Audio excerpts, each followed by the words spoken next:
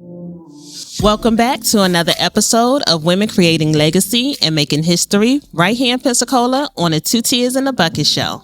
I'm your host, Lynetta Renee, and in honor of International Women's History Month, we're shining the light on women whose words, leadership, and vision has shaped our community and is inspiring the next generation. Joining me today is a woman who has turned her pain into passion, using her story to help others who may be going through similar situations. She is the founder of Trauma Release Invest. She's a mental health activist. She is also a mother, a Gigi, and she's also a survivor of domestic violence and suicide. Please help me welcome Michelle Gant to the show. How you doing, Michelle? I'm doing good. How are you? I am great. Thank you. Thank you so much for being here with us today. First off, give the people a little insight on who Michelle is beyond the titles. Beyond the titles? So much. I'm just me. I'm outside of being a mother, outside of being a GG, outside of being a mental health advocate. All of those titles are things that I possess, but they don't define who I am. I know that's right. So I outside of that, I'm just a Black woman that has been through trauma, that has used that to turn that into purpose, and then just trying to help others change lives. Yes, I like that. I like that. So since you are the founder of Trauma Release Invest, what made you turn your pain into purpose, and what was the mission behind your organization? So my organization was birthed from the pain of me losing my son to suicide. So I basically, as I was grieving my son, I just got to a place where I was stuck in my grief and not knowing how to just pivot through that and just get beyond the grief. And I basically got stuck. I was diagnosed with broken heart syndrome. I almost had 2 heart attacks. And then I was just like, I didn't know how to move forward. Through that, God gave me a vision. And in that vision, literally in my sleep, he gave me a dream that how my pain would release would be to help others. Wow, listen. To go through something like that, to lose a child, that is something a parent should never, ever have to go through. So my heart goes out to you. And in that healing process, because I know that you've also had wanted to commit suicide as well, too. And also having your son commit suicide. How does that healing look like for you since then? So with my journey, I didn't heal. So, and that's why I really, speak on releasing trauma and recognizing trauma within yourself, because I tried to commit suicide when I was 15. I was adopted. So I was a runaway, and I would just run from house to house, situation to situation. And I just didn't want to be here anymore. So I attempted suicide and was actually Baker acted into a mental hospital at 15. And when I got out of that mental hospital, I basically just put it behind me and kept moving. I didn't deal with it. It changed me because I knew I never wanted to be in a mental hospital again, but I never dealt with it. And in my opinion, it came out through my son. That's deep. That's very deep. And to go through something like that is very traumatic, especially dealing with childhood trauma all the way up into your adulthood, and not really fully dealing with it can affect your children. It can definitely do that. But I also want to ask you, also due to your suicide awareness, you have a walk that you do yearly. I do. Can you tell me a little bit about that? So I started an annual suicide prevention walk event that I do. It's not your typical walk. And so, of course, we do come out and walk, but I wanted it to be more of empowerment, more uplifting, more of having resources, not just the walk that you come walk and you go home. So I have live DJs, we have dancing, we have food trucks, we have vendors. Last year, I started what we call Say Their Names campaign, because as a mother, I never want anyone to forget who my baby was, because he was not what happened to him. He was still my son. He was still a young Black man, and he still deserves to be remembered. So last year I started where I would recognize and remember family members and just give them, the families, time to celebrate their loved ones with not so much recognizing the trauma of what happened to them, but just remembering them as a person. And so that was a huge success. So I'm running it back this year, and I'm doing Say Their Names campaign again. And the names are actually on the banners that I have for the walk, and everyone says their name. So it's not just your family celebrating. I take a moment and the entire crowd says their name. Wow, that's something that people who are going through is a big support. It seems like it's a big support group for letting them know that, listen, you are not alone. Right. We're all going through this. We're all dealing with this. So let's come together and find a way to kind of lighten the moment with music, with food, and togetherness. Right. So I definitely appreciate that. I'm going to have to definitely go to the walk this year, y'all. Yes, I'm going to definitely be saying their names, okay? Because no, they will never be forgotten, because they are human and they are people, and they have loved ones out here that miss them and love them. And so, yes, I will definitely be there to support. And I think it's a great starting point to get families to start recognizing and celebrating them, because I deal with suicide loss a lot, and a lot of times in our community, churches, hospitals, doctors, they don't want anyone to know that their family died by suicide. You won't hear anything about how they died or why they died, because it brings shame to the family. They feel like they failed, or they feel like it falls on them as they're the blame. So this was a way for me I had several families that had never honored and never celebrated, and now stepping forward to do so. And so I just want to encourage more families to do that. Yeah, make sure y'all come out to the Suicide Walk awareness and because it's, like you said, is a lot of people keep it to themselves because they don't want people to know, and because they're dealing with something on the inside, and they want everybody to think that everything is all good with them. No, their family didn't do this. But you know what? In the Black community, mental health is so serious. It is. Okay, it's super serious. Michelle, what are the signs you wish more people would be more aware of, when it comes to mental health? The signs that you don't see. So my slogan for my nonprofit is uncovering the pain behind the smile, because a lot of times I feel like people look for the people that are sad and depressed and crying.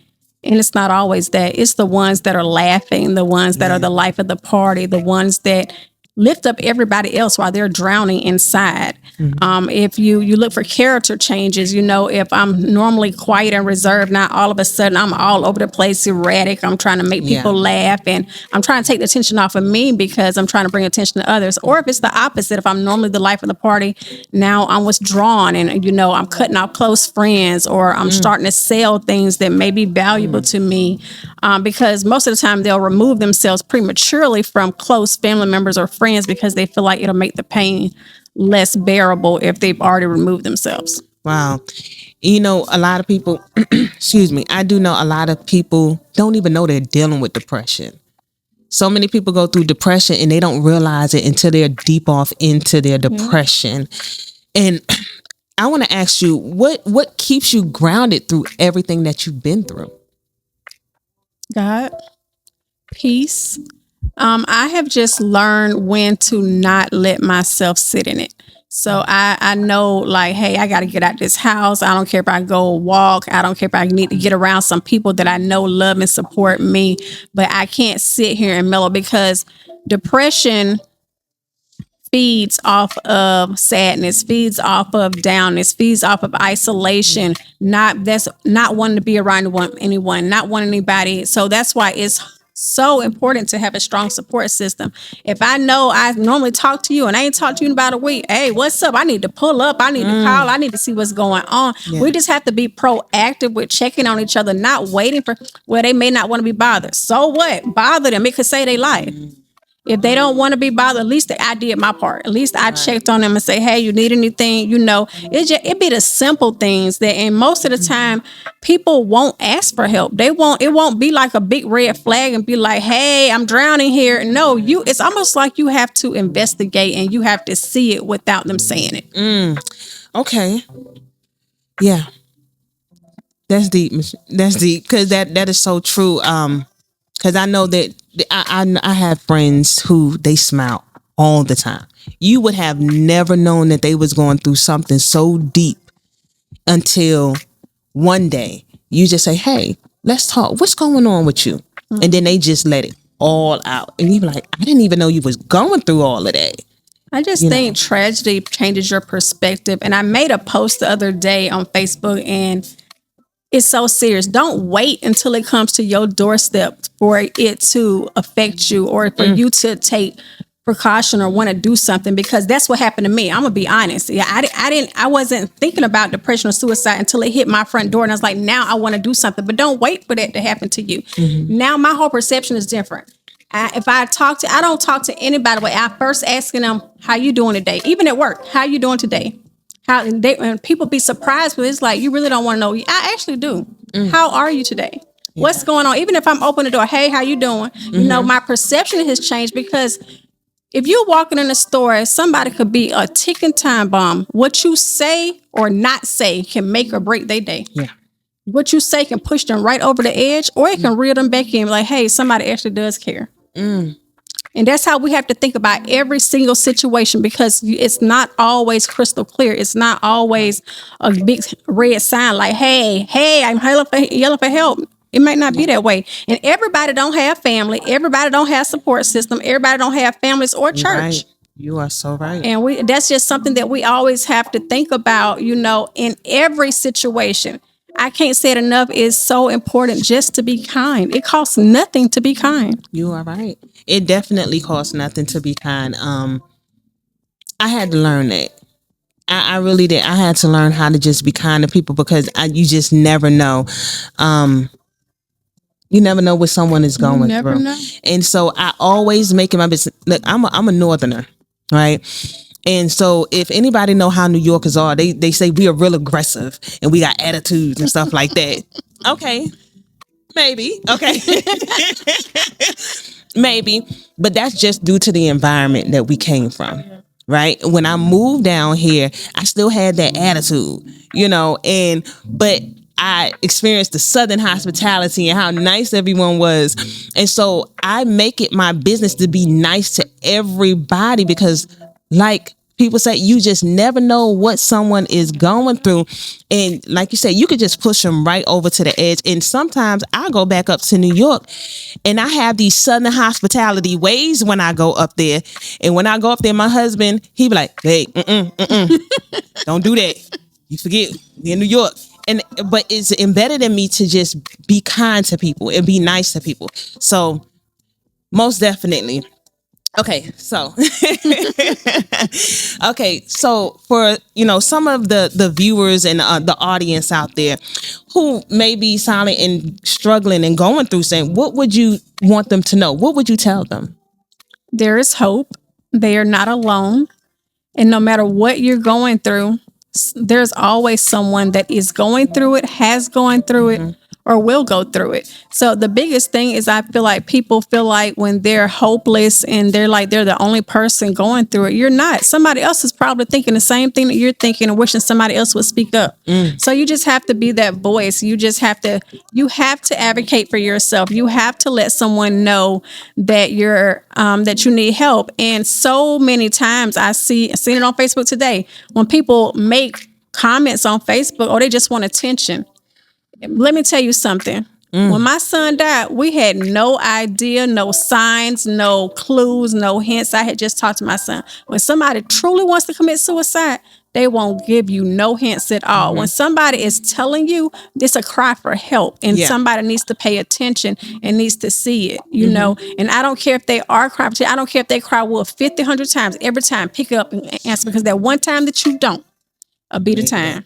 And I used to see people on, and they be crying out and all of this and that, and I'd be like, why are they putting their business out there? And then But I saw a post where one day the girl, she was crying for help. She had a child with autism. And she was literally crying. And people are like, well, you need to just whoop him and do this, and that. But it's just, and I have a son with autism. It's a stressful. It can be overwhelming. It can be very stressful and overwhelming. And people were being so cruel to her in the comments. And I was like, the next thing you knew, the next post was she was no longer here. People don't understand. Words hurt. They used to say sticks and stones may break my bones, but words will never hurt. That's a lie. And everyone deals with things differently.